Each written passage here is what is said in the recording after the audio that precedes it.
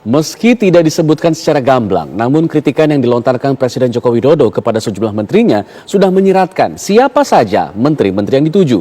Menteri Perdagangan, Menteri ESDM, Menteri Investasi, hingga Menko Kemaritiman disinyalir menjadi deretan menteri yang dikritik Presiden Joko Widodo.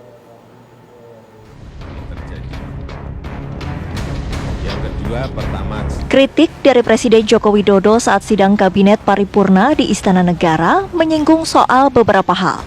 Di antaranya langkanya minyak goreng, kenaikan harga BBM hingga persoalan perpanjangan masa jabatan Presiden.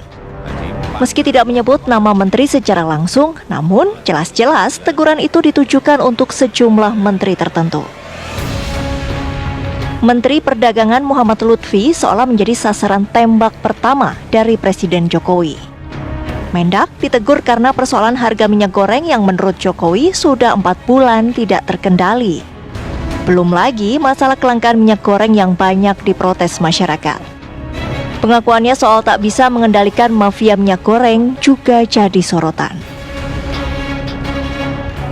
Menteri ESDM Arifin Tasrif juga menjadi menteri yang ditegur Jokowi. Hal ini berkaitan dengan kenaikan Pertamax yang dimulai 1 April 2022 lalu. Harga Pertamax diputuskan naik menjadi 12.500 per liter. Jokowi menganggap Menteri ESDM Arifin Tasrif tidak memberi penjelasan terkait kenaikan Pertamax. Tidak hanya itu, kenaikan harga BBM disebut Presiden sebagai langkah yang tidak berempati pada kesulitan masyarakat karena tidak ada penjelasan yang terang benderang.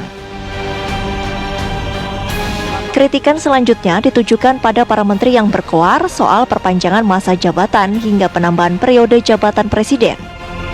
Meski tidak sekeras teguran Kemendak dan Menteri ESDM, Menko Kemaritiman Luhut Binsar Panjaitan juga menjadi menteri yang turut ditegur Jokowi. Hal ini berkaitan dengan usulan penundaan pemilu yang beberapa waktu lalu dilontarkan Luhut. Jokowi meminta agar para menteri fokus bekerja dan tidak menimbulkan kegaduhan. Selain Luhut, Menteri Investasi Bahlil Lahadalia turut menjadi menteri yang kena tegur karena pernah menyuarakan penundaan pemilu. Sebelumnya, Bahlil pernah menyebut penundaan pemilu baik bagi investasi.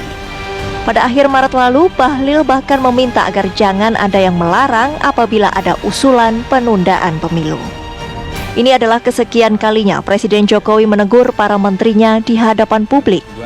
Publik tentu berharap teguran Presiden dapat memberi pengaruh signifikan terhadap sejumlah persoalan yang menjadi keresahan publik.